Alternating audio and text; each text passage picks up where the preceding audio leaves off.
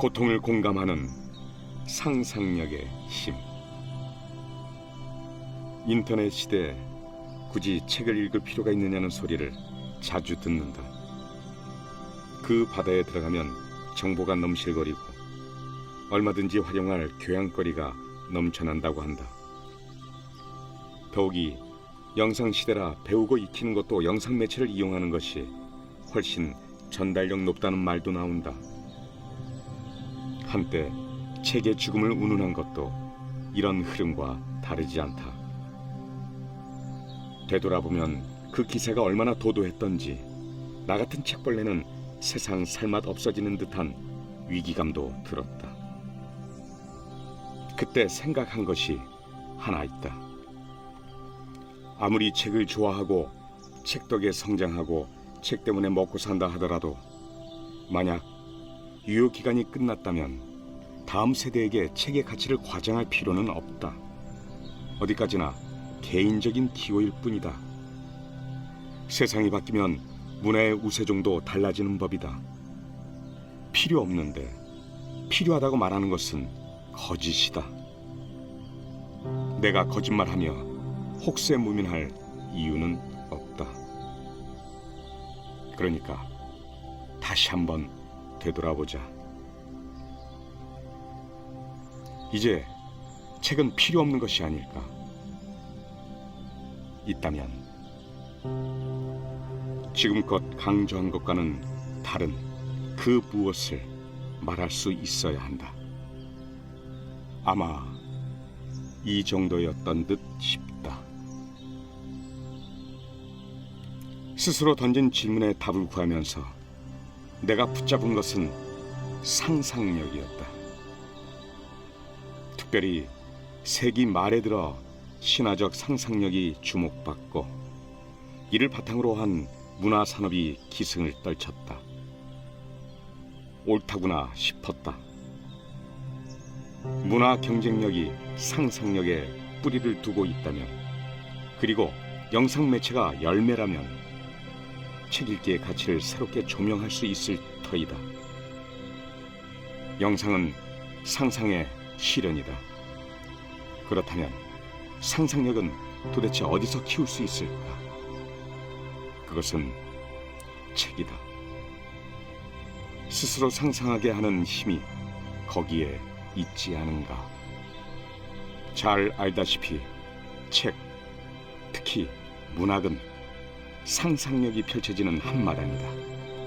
그곳에는 중력 법칙이 작동하지 않는다. 지금 이곳과는 다른 그 무엇에 대한 열망이 온갖 금기를 넘어서게 하니 꿈꾸던 것이 자유롭게 펼쳐진다. 그 힘이 얼마나 강하던지 읽는 이는 자신을 잃어버리고 주인공과 하나 되어 즐겁고 행복한 여행을 떠난다. 이때 우리는 고향이 되고 감동하고 흥분한다. 책 또는 문학이 여전히 위력을 떨치는 이유를 여기에서 찾지 않을 수 없다. 그러나 생각을 깊이 할수록 이것은 새로운 답이 아닌 듯 싶었다. 더욱이 지나치게 현실 가치에 중점을 두고 있다는 반성을 했다. 책 읽기가 어떤 효과를 불러와야 가치 있는 것은 아니지 않는가? 말하자면 책 읽기는 제동장치다. 그러니 모든 것이 돈이 되어야 대접받는 시대를 성찰하는 데서 참된 의미를 찾아야 한다.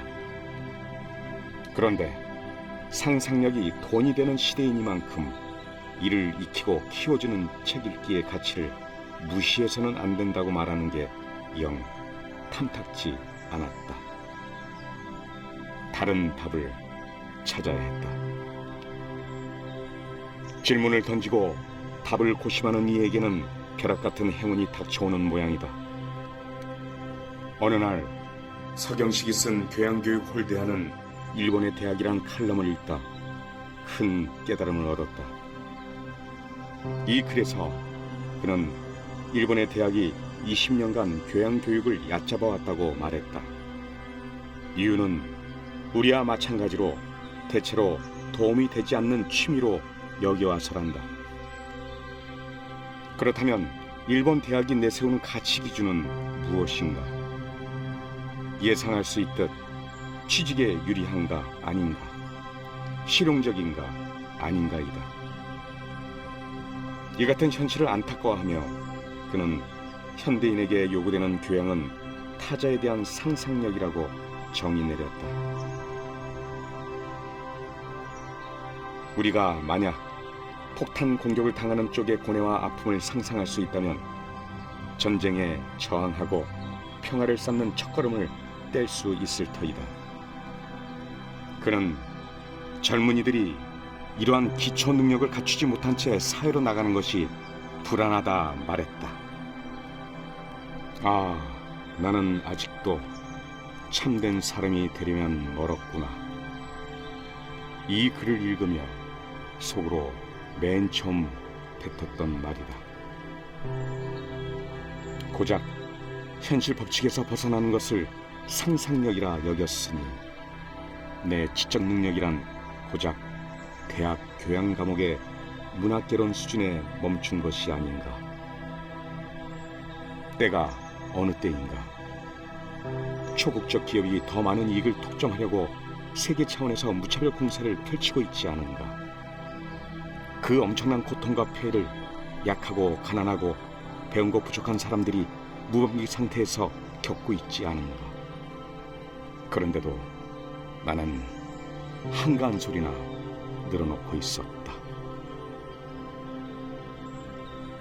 그렇다면 우리 시대가 요구하는 상상력은 그 의미가 달라져야 마땅하다. 굳이 두 눈으로 확인하고 몸으로 겪어보지 않아도 사회적 약자나 소수자가 겪는 고통에 공감하고 눈물 흘릴 줄 알도록 이끄는 것이 바로 상상력이어야 한다. 그렇지 않다면 이 시대의 상상력은 공허해진다. 가진 자가 잠깐 스트레스 풀고자 도락으로 삼는 것이 되고 만다. 타자의 고통에 공감하는 상상력이야말로 양극화를 해소하고 전쟁을 멈추게 하는 작은 힘이다. 그래서 내 생각은 바뀌었다. 디지털 혁명의 시대에도 책은 읽어야 한다.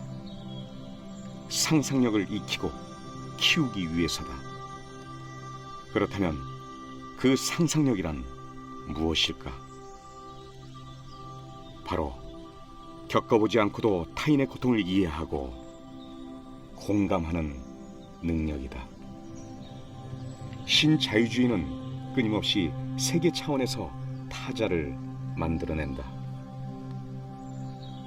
우리와 다른 것을 타자라 이름짓고 그들을 차별한다.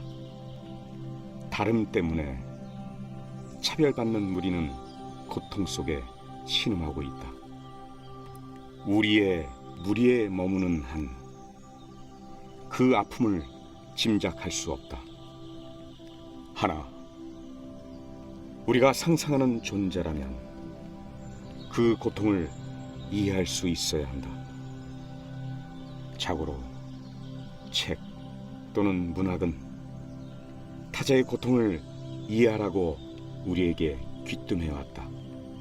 고전의 반열에 오른 작품일수록 억압받고 탄압받는 이의 삶을 그렸다. 책을 통해 타자의 고통을 이해하는 상상력을 키워야 한다는 것은 도정일도 이미 말한 바 있다. 단지 그는 책 읽기에 국한하지 않고 예술 일반의 특성으로 확장한 것이 다를 뿐이다. 그는 우리를 지배하는 자본주의 문화가 일종의 나르시시즘 문화라고 하면서 그런 문화 속에서 자라고 불리는 단단한 문의 폐쇄화가 끊임없이 일어난다고 보았다. 이럴 때 절실한 것은 이 껍질을 깨트려주는 상상의 힘이다. 그래서 그는 말한다. 나는 예술이 수행하는 가장 위대한 인문학적 경험은 고통을 이해하는 능력을 키워주는 것이라고 생각합니다. 라고. 상상력에 대한 사전적 풀이가 오로지 타인의 고통에 대한 이해로 단일화해야 한다고 주장하는 것은 아니다. 현실을 잊고 이질적인 것을 마음껏 누리는 것도 의미 있다. 범부가 살아가기에 현실은 너무 힘들다. 숱한 장애물이 펼쳐져 있고 힘들게 사다리를 세워놓아도 걷어차이기 일수다. 함정은 많고 걸림돌은 널려있다. 그러니 현실에서 도피할 상상의 공간과 시간을 만들어 놓으면 과학소설, 환상소설, 추리소설 같은 이른바 장르 문학에 빠져드는 이유다. 하지만 정치적으로 올바른 상상력이 무엇인가 고민하고 그 능력을 키우려 책을 읽어야 한다는 주장의 무게는 분명히 남다르다. 해리포터 시리즈의 작가 J.K. 롤링도 같은 생각을 하고 있었던 모양이다. 롤링은 2008년 6월 5일 하버드대 졸업식에서 축하 강연을 했다. 이 자리에서 그녀는 실패의 미덕과 상상력의 중요성을 힘주어 말했다. 작가는 실패가 삶에서 불필요한 것들을 제거해줬다면서 실패한 덕에 스스로를 기만하는 것을 그만두고 제 모든 에너지를 가장 중요한 일에 쏟기 시작했다고 말했다. 이 흔한 싱글맘의 실업자였던 그녀가 세계적인 베스트셀러 작가로 변신한 사실을 기억한다면 무슨 말인지 금세 이해할 터다. 작가는 상상력을 일러 모든 발명과 혁신의 원천이기도 하지만 내가 직접 겪어보지 못한 타인의 경험에도 공감할 수 있게 하는 힘이라고 말했다. 상상력의 개념을 새롭게 정의할 수 있었던 데는 작가의 경험이 크게 작용한 것으로 보인다. 20대 초반 국제사면위원회 본부에서 일한 적이 있는데 여기서 그녀는 인간이 저지른 사악한 행동에 관한 자료를 보면서 악몽에 시달렸다고 한다. 다행히 그곳에서 고통만 겪은 것은 아니었다. 그녀는 그 단체에서 일하면서 아픔에 공감하는 인간의 놀라운 능력을 발견했노라 말했다. 감옥에 갇힌 적도 없고 고문받은 적도 없는 평범한 사람이 평생에 걸쳐 직접 만날 일이 없을 양심수를 구하려고 동분서주하는 모습에 감동했다. 그녀의 말대로 인간이 다른 생물과 다른 점은 겪어보지 않고도 배우고 이해하는 데 있다. 인간만이 다른 사람의 마음을 헤아릴 수 있고 다른 사람들의 처지를 상상할 수 있는 법이다. 왜 이 시대에도 여전히 책을 읽어야 하는가라는 질문에 나는 너무 늦게 새로운 답을 얻었다.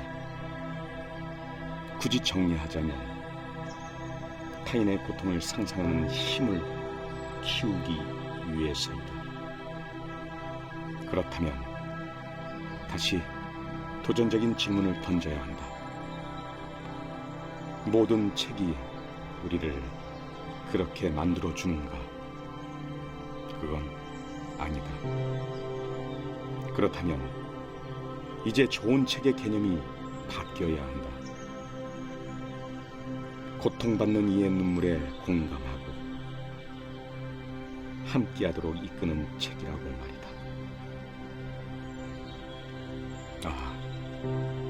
우리는 너무 쉽게 둔감해졌다.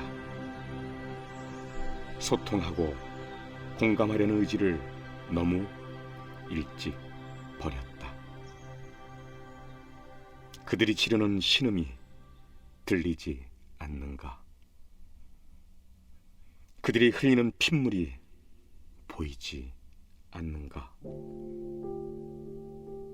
그렇다면 다시 우리는 상상하는 사람이 되려고 애써야 한다. 그러려고 읽는 책이 비로소 가치 있는 시대를 우리는 살고